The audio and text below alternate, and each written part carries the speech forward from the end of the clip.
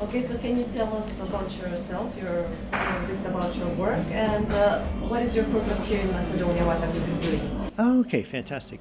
Sure. Well, my name is Dag Boldag, and I'm managing editor at Automotive News Europe. We are the largest automotive exclusive publication, a business-to-business publication covering the entire automotive industry. Our base is in Detroit, Michigan, and we have a U.S. publication, we have a European publication, and we also have one in China. So we're pretty much all over the world with reporters all over the world, and we try to be the community newspaper for the automotive industry. I was invited by Victor Mizo to come here to look at Macedonia because Macedonia is becoming a strong player in the supplier market.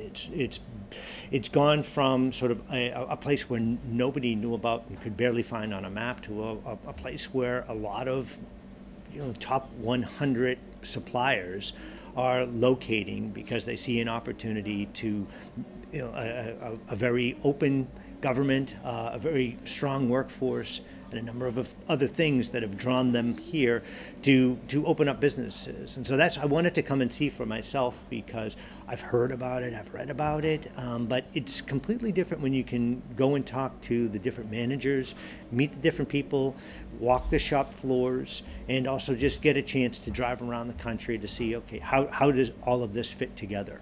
So you said you talked to the managers from different companies. What are they saying? Like, are they satisfied after their investigations here in Macedonia? What are their statements? Well, that's a really good point because we were talking about it a few times. Anyone can sort of get sold to come to a country, right? But the big challenge after the fact is keeping them happy once they're here. And almost everyone that I spoke with was very pleased with the direct contact that they have with folks in the government when they have any kind of issue, whether it be a tax issue, customs issue, environmental issue, what have you. They work hand in hand, and we were talking about it a little bit like when you buy a car, sometimes a great salesman is not really great at taking care of you after the sale. Well, that's the difference that I've seen here. There's they're almost working even harder after they got the contract signed, because that's when the real hard stuff begins, because that's when you need to find employees and you need to find, and you need to get all of those questions answered. And that was what the managers were saying. They said it's not perfect. There's still some struggles. It was the bigger struggles were with some of the first companies that came here. They said it was so new and different because Macedonia wasn't really used to working on an international level, and moving goods and things internationally was just something that a lot of folks didn't know how to do. And so they actually had to, the first companies that were coming here, it was a little bit harder because they were actually almost training the different government agencies on, this is how it works. They weren't trying to do anything that was wrong. It was just people weren't used to it. And so, I mean, with anything, there comes some training, but now it seems to work very well. Still some areas for improvement. Labor, of course. Yeah, what are the areas for improvement? Right, yeah. The areas for improvement that they were telling me were that it's sometimes difficult to find very high-skilled folks here. Engineers are needed everywhere in the world. It's not just Macedonia, but one of the things that the folks were talking to me about was, okay, how do I get and keep engineers here? And so they're working with the different government agencies, also working with the different colleges and universities that are here to develop programs, because a lot of the stuff that you learn in the schools, it's great, and it's the mathematics and the theoretical side of things, but it's very different when you actually have to apply it. And so that's one of the areas where they've been saying, okay, we need some help here.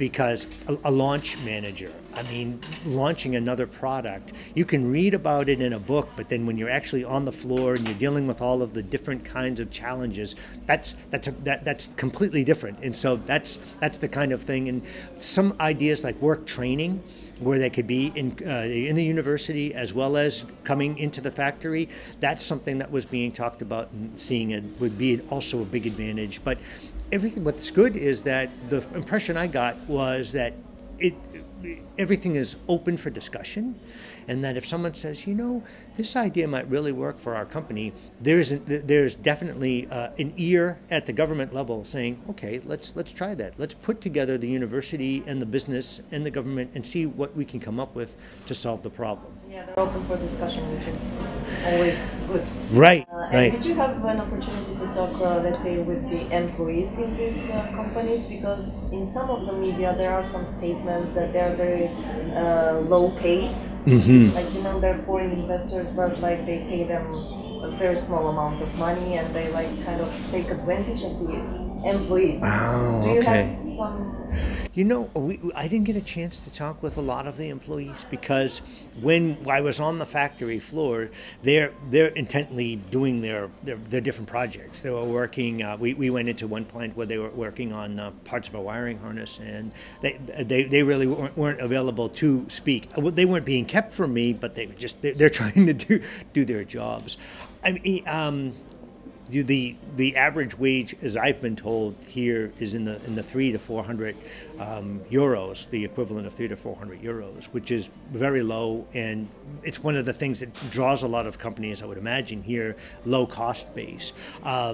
Whether that's in line with cost of living, whether that's in I don't know. I know that from when we've been talking about how much does this cost, because I've asked, you know, what does it cost to have an apartment? What does it cost to fill your tank with diesel or gasoline? And the price structure is also, the prices are much lower. But so, I mean, again, I can't really answer the question very fully because I didn't speak to anyone about whether or not they have that. But I would imagine that in most countries that I've covered in the past, when there have been the issues, when the wages are too low, the employees will they'll organize and they'll go and talk to the different officials and the different managers and say, hey, you know, how can we make this a little bit more fair? But the danger coming from the market like Germany, where the cost structure and those kinds of things, they price themselves out of the market. So there needs to be cooperation on both sides, that, you know, if you're going to increase the wages, then folks might say this isn't as attractive and they might want to move the jobs to another place. But there's always a push and pull. We've seen it in Romania. Prices have increased there considerably as they've built up their car market. But that also has a negative side, because sometimes they'll start slashing jobs. And what was your perception of Macedonia before you came here, and what is like now?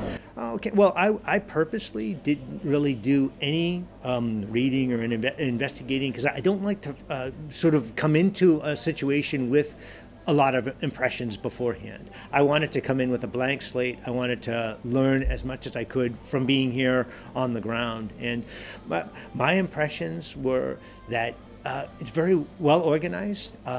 We drove around, and we were here in main city Skopje during rush hour times. The infrastructure seems to work. People can get around. There seem to be enough activities and a nice sort of bustling life with people moving around, having a good time, enjoying themselves. The countryside is very beautiful. The mountains and the lakes.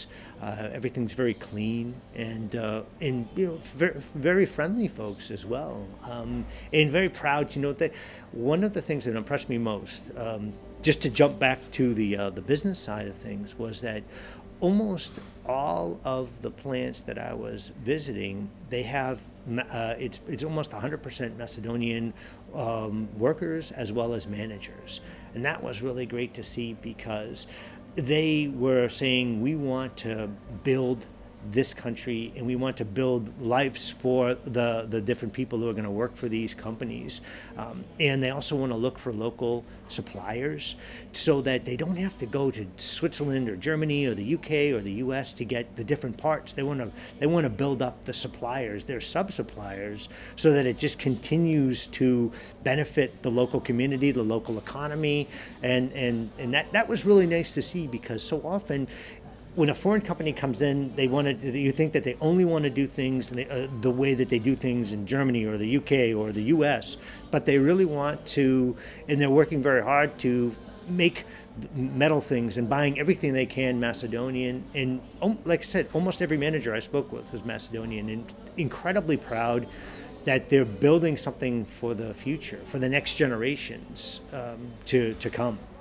And are you going to write an article? Or Yeah, I'm going to write about my impressions. And one of the things that I asked about, because again, we're Automotive News Europe, was what would the potential be for Macedonia to have an automaker here?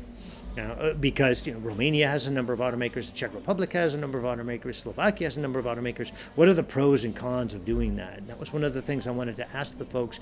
And I had everybody had a different impression, which was great, which is great when you're writing a story, because you love to have different impressions, and it's not just one thing. One impression was that it would put a lot of pressure on the job market, just because right now it can be somewhat difficult to find employees, and that would push things.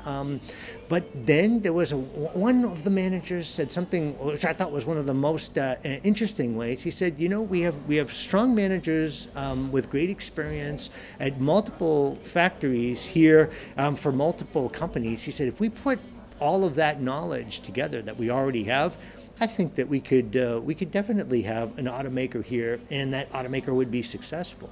So it was a great impression, saying, okay, let's bring all of the knowledge that we're building up on a daily basis here, because the managers that are working at the high levels of these companies, they're competing at a global level, and so they're confident enough in their ability and also willing to take the challenge. They're not looking to be at this level; they want to go to the next level, and that was really great to see. And again, there were some feelings that maybe not ready yet, but I like to hear the folks saying, yeah, well, maybe not ready yet, but was Romania ready? Was the Czech Republic ready? Was Slovakia ready?